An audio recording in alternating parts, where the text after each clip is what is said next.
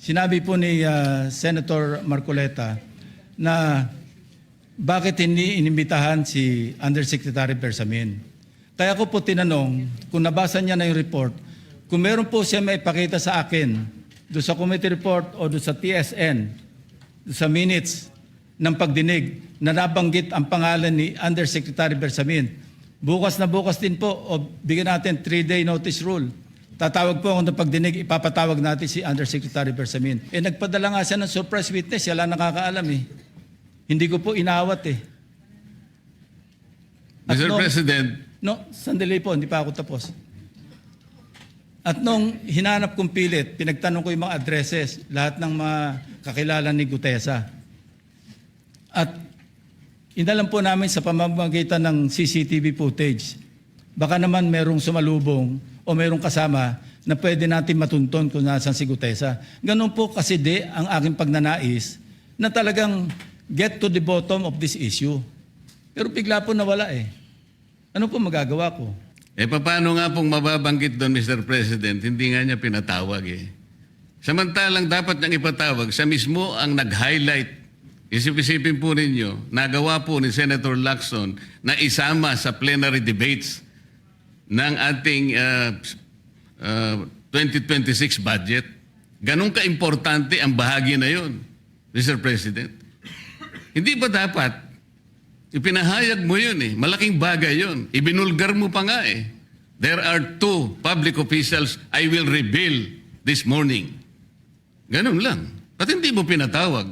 Kung pinatawag mo yun, malinaw na malinaw, nalagay sana sa transcript.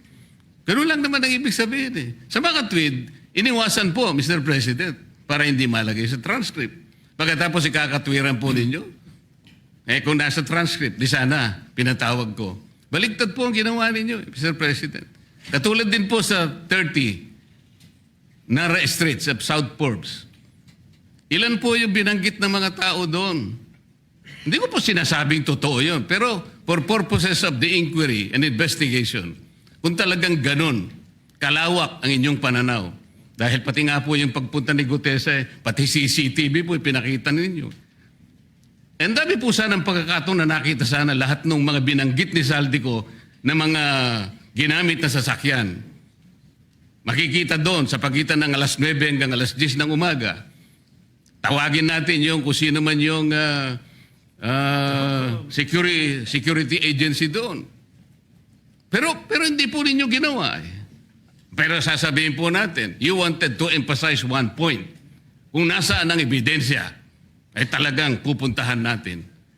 Kayo po ang inconsistent eh. Pagkatapos ako sasabihin ninyong inconsistent. Ang dami po eh.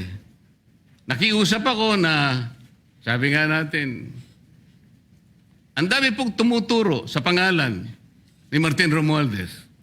Inimbita po ninyo, hindi dumating, nakiusap ako, naimbitahan uli, ang sabi po ninyo sa pamagitan ng inyong interview, kung pupunta siya rito, welcome. Kung hindi siya pupunta, wala tayong magagawa because of interparliamentary courtesy.